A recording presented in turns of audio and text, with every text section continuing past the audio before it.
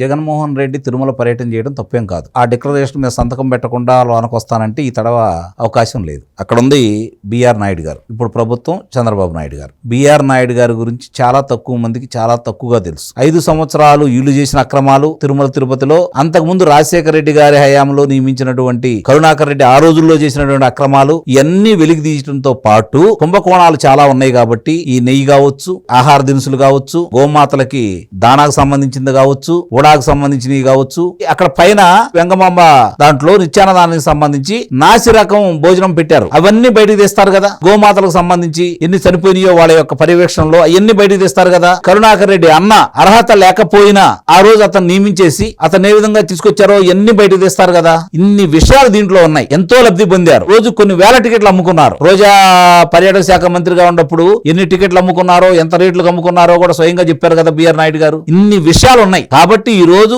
జగన్మోహన్ రెడ్డి అక్కడికి వెళ్ళి ఏదన్నా చేయాలనుకున్నా కూడా నిస్సందేహంగా వీటన్నిటికీ సమాధానం చెప్పాల్సిన ఆవశ్యకత అయితే నిస్సందేహంగా ఉంది.